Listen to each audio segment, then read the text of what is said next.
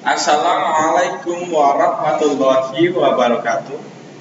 Kembali lagi berjumpa bersama kami kelompok 2 teknik kompilasi. Nah, kali ini kita akan menjelaskan tentang cara penanganan kesalahan. Nah, udah kenal kan sama kita-kita? Oke, saya sendiri Muhammad Alvin Al-Ghasni, kemudian di sebelah saya ada Mas Raka Hendra Saputra, di depan saya ada Mbak Nova Cahyani, kemudian yang ini ada Mbak Margareta Ayu Riantika. Oke, materi yang pertama akan dijelaskan oleh Mbak Margareta Ayu Riantika. Silakan. Oke, terima kasih sekali atas waktunya. Di sini kami akan menjelaskan mengenai cara penanganan kesalahan. Oke, sebentar. Nah, sebuah kompilator akan sering menemui program yang mengandung kesalahan. Maka kompilator harus memiliki strategi apa yang harus dilakukan untuk menangani kesalahan-kesalahan tersebut. Nah, kesalahan program, kesalahannya itu ada apa aja sih? Nah, kesalahannya itu ada kesalahan leksikal dan kesalahan sintaks. Kesalahan leksikal misalnya kesalahan mengeja keyboard. Contoh, den ditulis dengan ten.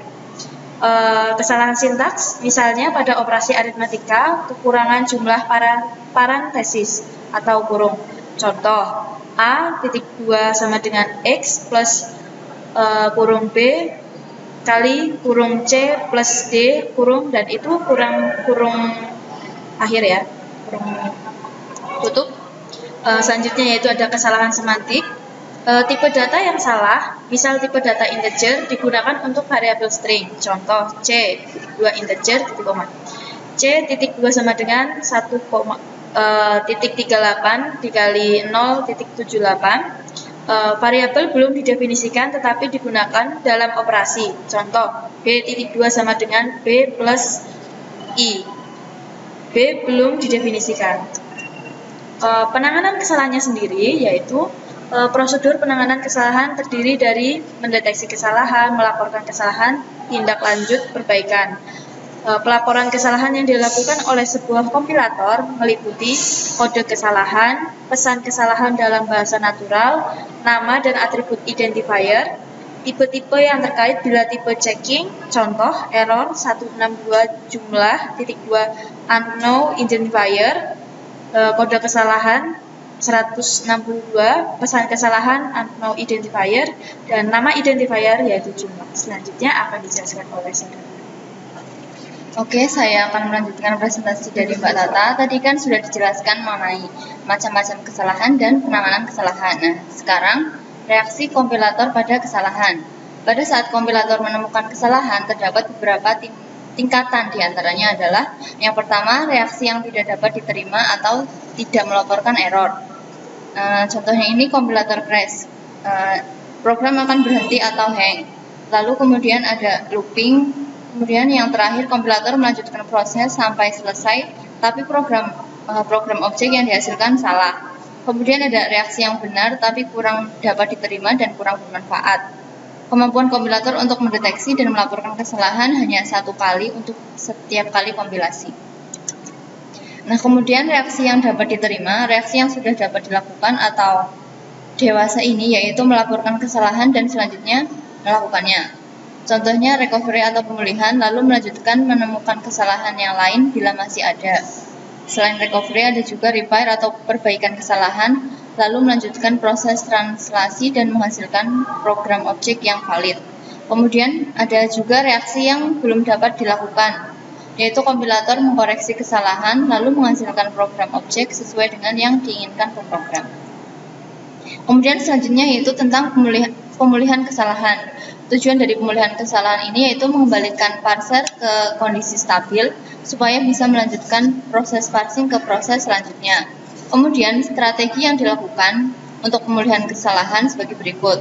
Yang pertama, mekanisme ad hoc, kemudian sintak directed recovery, ada juga secondary error recovery, dan yang terakhir context sensitive recovery. Nah, yang selanjutnya akan dipresentasikan oleh Habib Alvin. Nah, di sini saya akan menjelaskan tentang mekanisme ad hoc. Apa itu mekanisme ad hoc?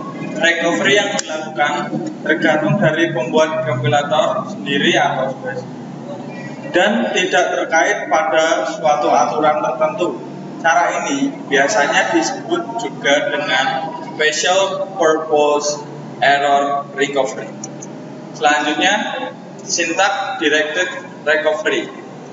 Melakukan recovery berdasarkan syntax. Nah, contohnya adalah seperti itu.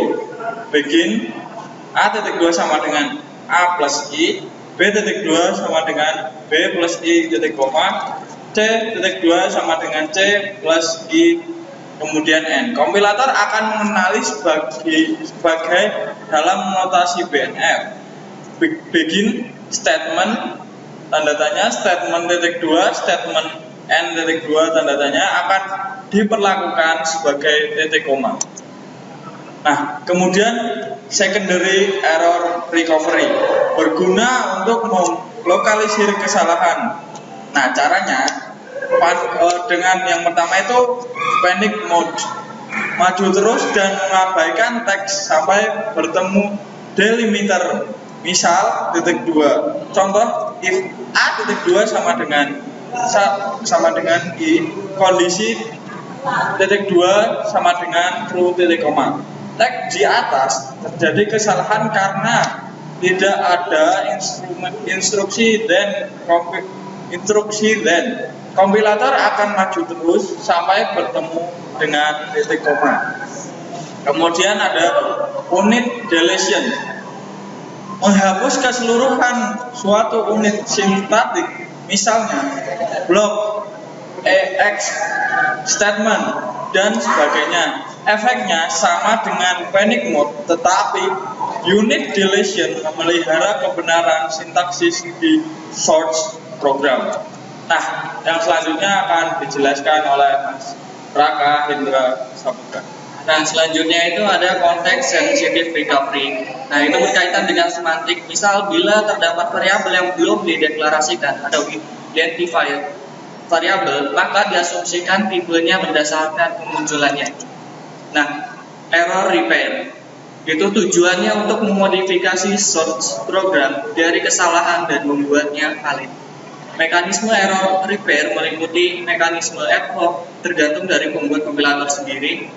Terus yang kedua ada syntax direct repair, menyisipkan simbol terminal yang dianggap hilang atau membuang terminal penyebab kesalahan. Contoh, while A kurang dari I, di mana I sama dengan titik 2 sama dengan I plus I. Kompilator akan menyisipkan DO karena kurang simbol D. Dan selanjutnya itu ada konteks sensitive repair. Perbaikan dilakukan pada kesalahan. Tipe identifier diatasi dengan membangkitkan identifier dummy. Misalkan variabel A tipenya string. Begin A.2 sama dengan 0 N titik koma. Nah, tipe konstanta diatasi dengan membangkitkan konstanta baru dengan tipe yang spelling repair, memperbaiki kesalahan pengetikan pada identifier. Misal, while A sama dengan I do. Identifier yang salah tersebut akan diperbaiki menjadi while dengan L-nya itu sama. Nah, sekian presentasi dari kami. Selanjutnya akan saya kembalikan.